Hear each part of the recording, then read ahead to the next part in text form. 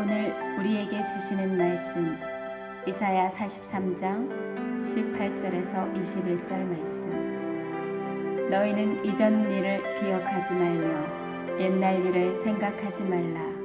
보라, 내가 새 일을 행하리니 이제 나타낼 것이라. 너희가 그것을 알지 못하겠느냐? 반드시 내가 광야의 길을 사막에 강을 내리니 장차 들짐승 곧 승냥이와 타조도 나를 존경할 것은 내가 광야의 물을 사막의 강들을 내어 내 백성 내가 택한 자에게 마시게 할 것이니라. 이 백성은 내가 나를 위하여 지었나니 나를 찬송하게 하려 함이니라. 아멘.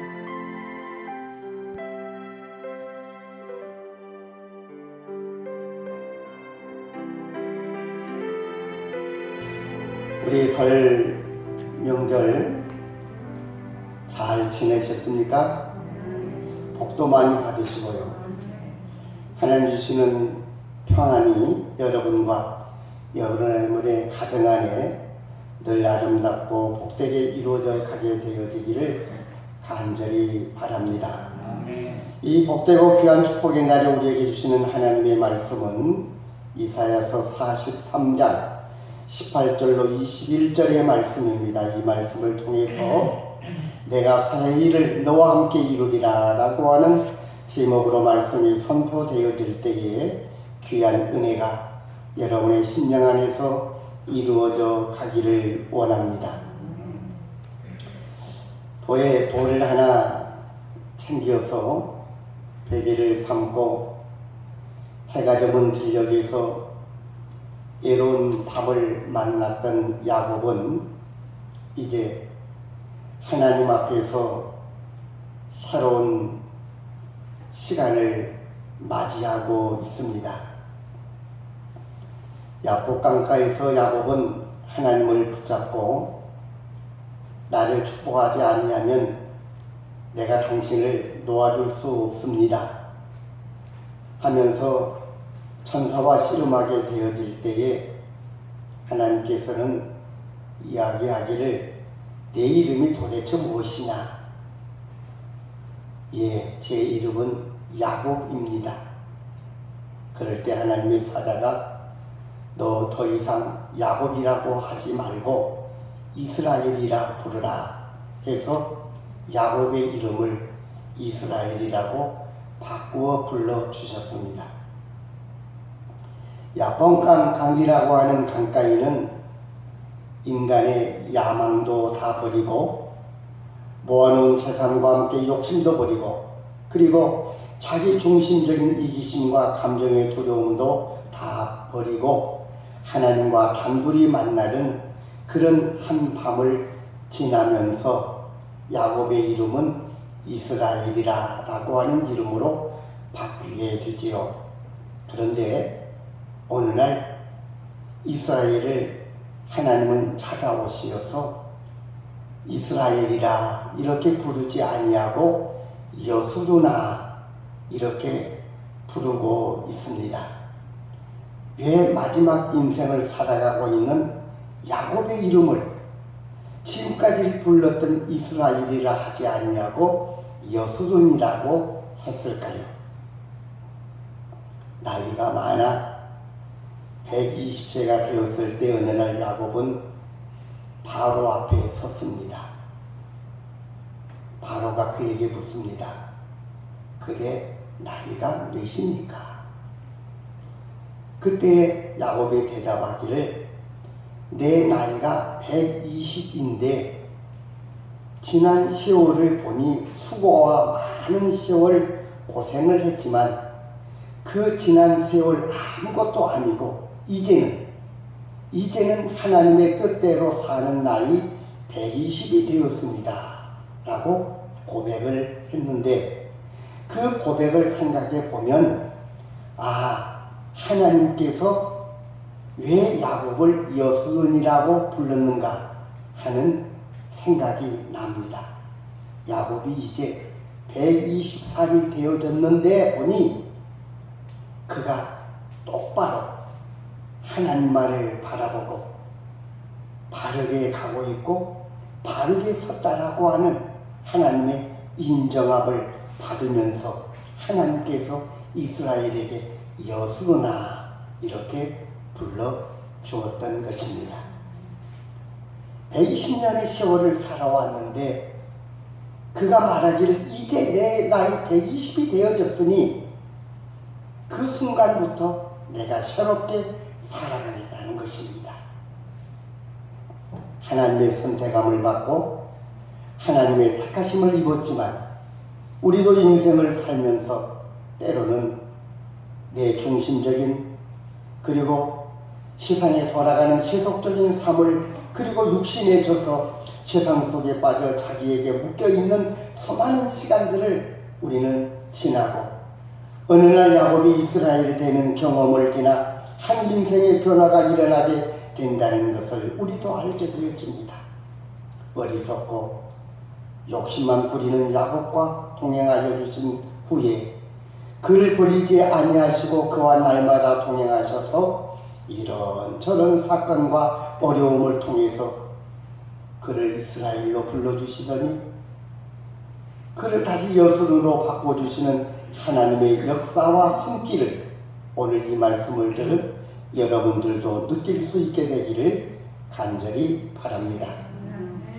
하나님은 지금 여러분의 인생이 어디쯤 와 있는지 아실 것입니다. 내가 참 외로운 밤을 지내고 있는 야곱의 단계인지 야곱 강가에서 이스라엘이 되는 경험을 겪는 상태인지 아니면 여순이 되어서 똑바로 서서 가려고 삶을 정돈하고 믿음으로 살아가는지는 하나님이 보시고 내 때는 지금 이때이구나 라고 인정해 주실 것입니다. 중요한 건 이러한 야곱과 이스라엘 여수론을 하나님께서 붙잡으시고 함께 하심처럼 나를 통해서 새 일을 이루시겠다고 우리들을 새날로 인도하길 원하고 계신 줄로 믿습니다. 오늘 말씀은 그래서 우리들에게 보라 내가 새 일을 행하리니 이제 나타낼 것이다. 너희가 그것을 알지 못하겠느냐. 정녕 내가 광야의 길과 사막의 강을 내려주리라 말씀하십니다. 예언서는 당시의 상황과 그 예언이 이루어지는 사실과 또 예언이 이루어질 것과 그리고 장차 될 일들을 잘 분석하며 예언의 참다운 뜻을 나타내 주고 있습니다. 오늘 우리가 보게 되어지는 43장 19절 이하에 있는 말씀은 몇 가지 의미를 지니고 있는데 예언적인 의미를 지니고 있습니다. 그 하나는 예수 그리스도가 인류의 역사 속에 오실 것을 예언하고 있습니다.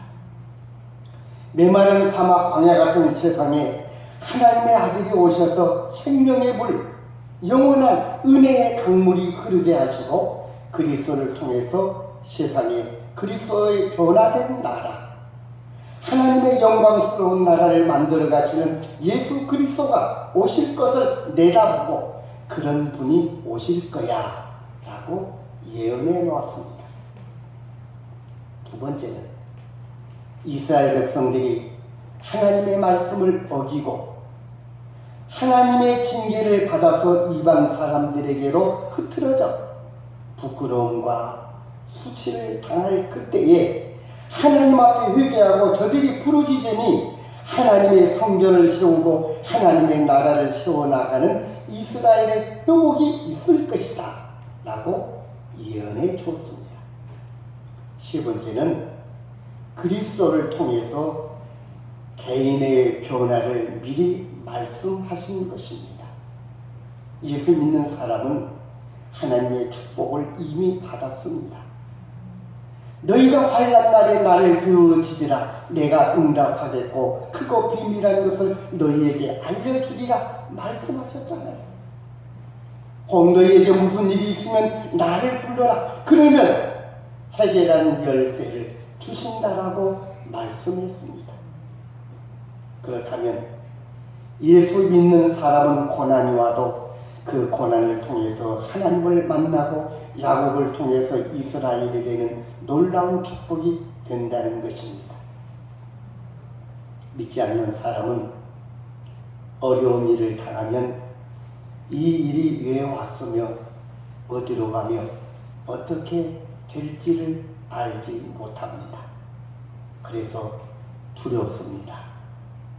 답답합니다. 그러니 어때? 그들이 갈 때는 한 곳밖에 없습니다. 점집입니다.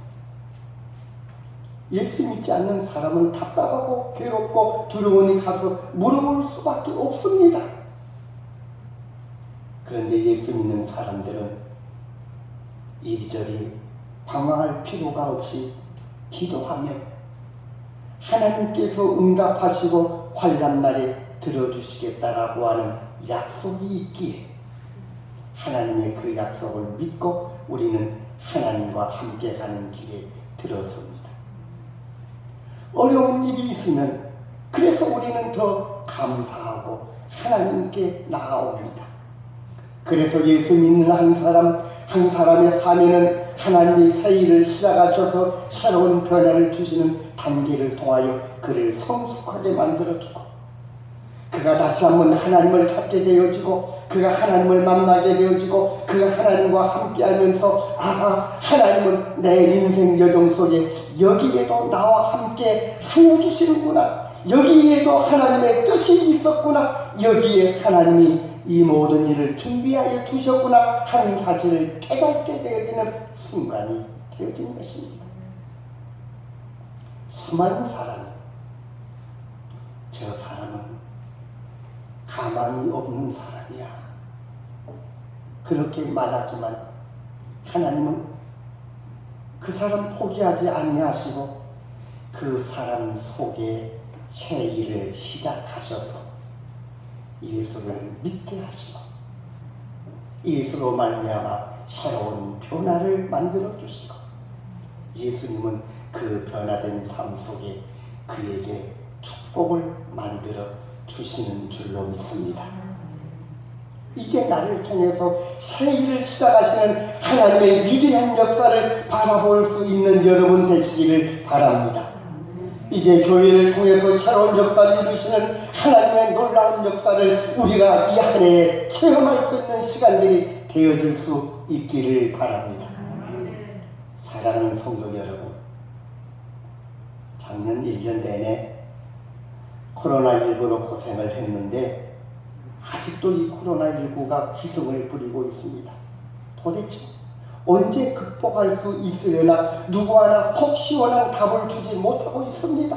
전문가라고 하는 분들이 나와가지고 이 이야기 저 얘기를 하고 있는데 도대체 무엇을 믿고 누구를 믿으면 누구를 따라야 할지 모르겠습니다. 그런 가운데에 어쨌든 2021년 이제 신정도 지났습니다. 구정 지나면 하리라라고 하는 구정도 지냈습니다. 이제 우리는 시작해야 될 때입니다. 이제야 우리는 계획하고 머무를 때가 아닙니다. 발을 내디뎌야 할 때입니다. 두렵고 떨리는 마음이지만 우리는 나서야 될 때입니다. 더 이상 미룰 시간이 없습니다. 두려움을 갖고 시작하는 이 한 해를 우리는 과연 어떻게 살면 좋을까? 어떻게 하면 좋을까요? 이러나 저러나 우리가 믿는 것은 하나님 한 분밖에 없습니다. 세상은 혼돈 가운데 있지만 하나님은 언제나 오늘이나 영원히 신실하기 때문입니다.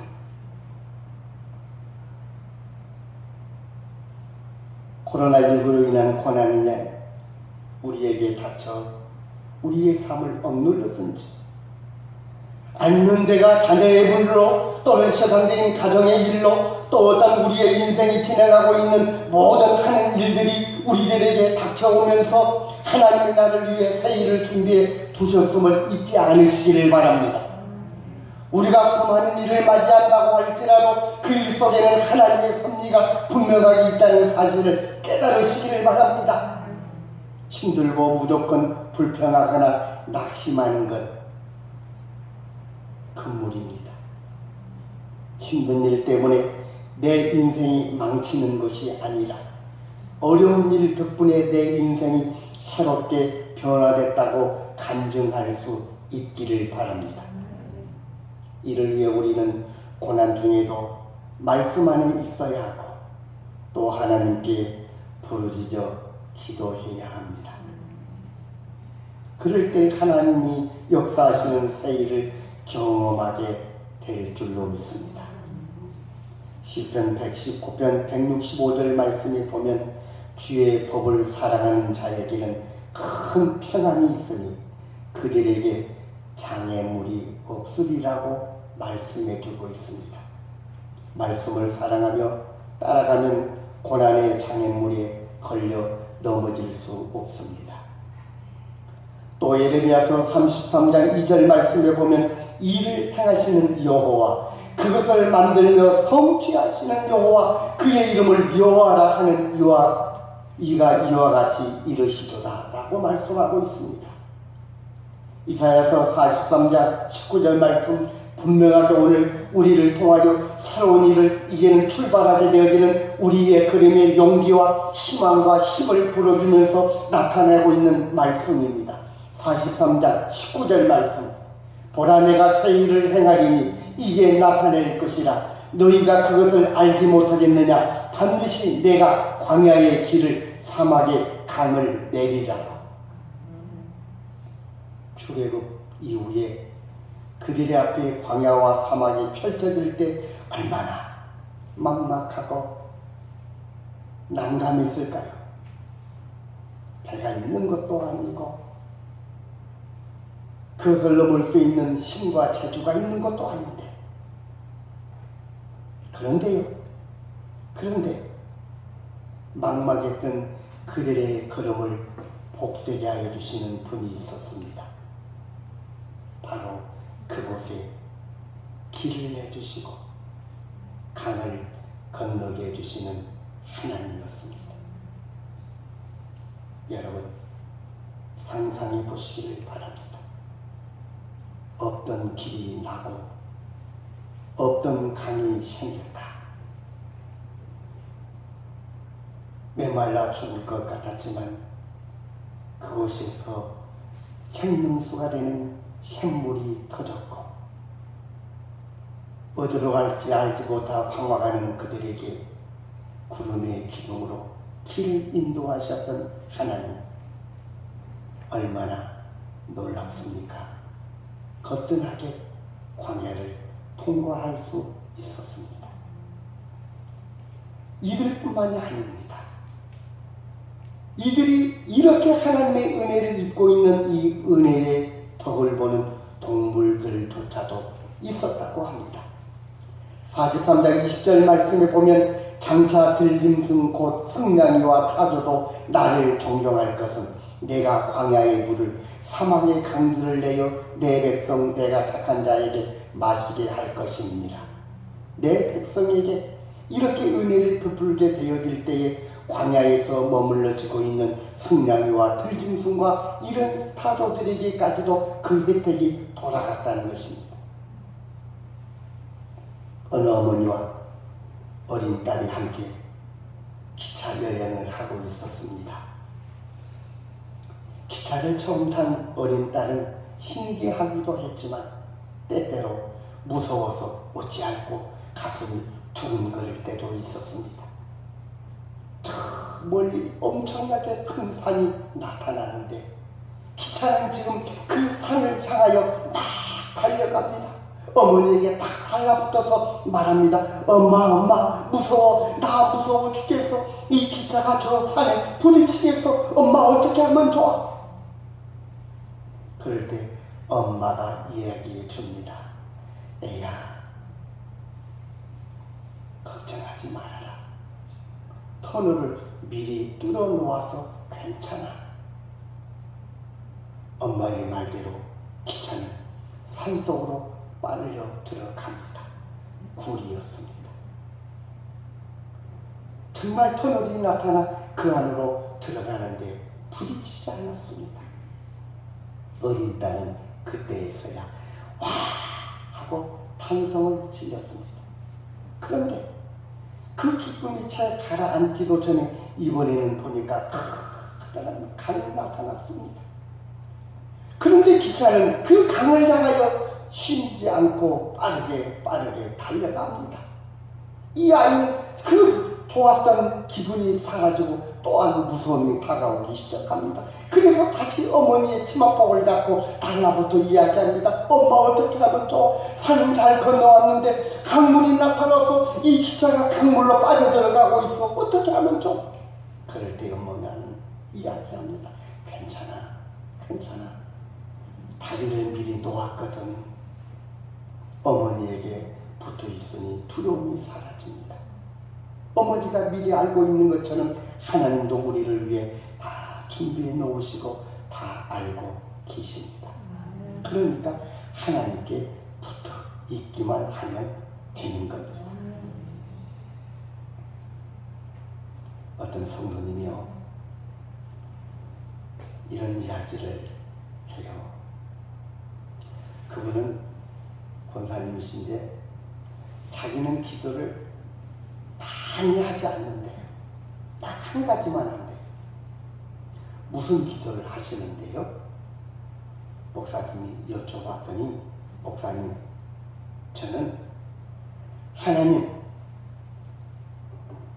나는 하나님의 가지가 되어져 항상 하나님께만 딱 붙어있게 해주세요.